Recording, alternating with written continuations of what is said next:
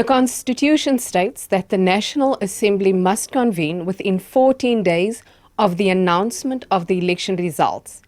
If the 29 May vote fails to produce an outright winner, the ideal is that parties would have met with their coalition partners and decided on positions before this meeting.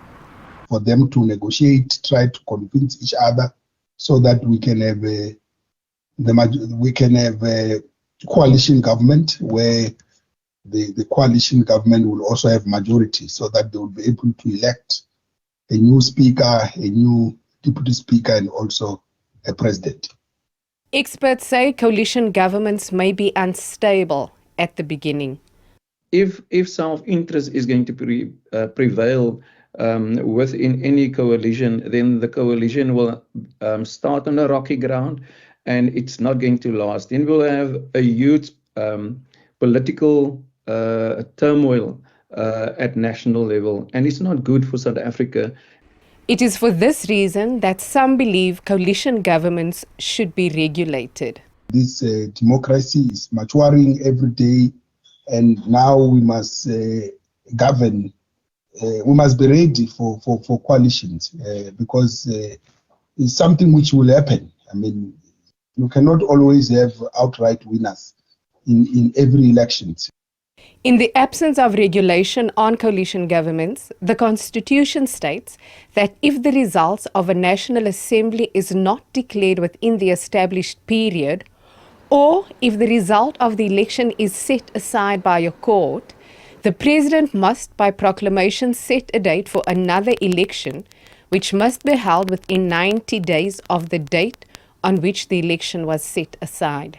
As we know, the executive arm of the state is responsible for the administration of the country. So the country remains under the leadership of the president and his cabinet, because their term will only come to an end when the new president is sworn in. The experts agree that South Africa's public administration arm is up to the task and able to keep the country running until coalition partners find each other. Over the 30 years, the public service delivery have shown that they are able to deliver services. Yes, there are, and understandably so, there's some areas of weaknesses, which there's a huge amount of focus on. But in my view, irrespective of political alignment, the public service delivery until the president have been sworn in and the executive been chosen, the public service delivery will deliver on services. Based on the constitutional provision that the current president and his executive remain in charge until the new cabinet is sworn in, there will be no power vacuum in the event that coalition partners take a while to find each other.